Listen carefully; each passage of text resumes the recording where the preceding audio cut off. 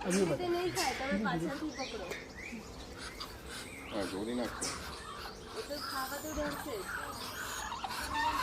late કરી દીધું એટલે પેટ ભરાઈ ગયું એટલે ખવડાવી એટલે પણ ભરાઈ હા चलो હવે ખવડાવવું હોય તો દક્ષને ખવડાવી દો પછી આ બાજુ આવી જાઓ સ્પૂન આપી દો चलिए बाकी सब इस तरफ आ जाइए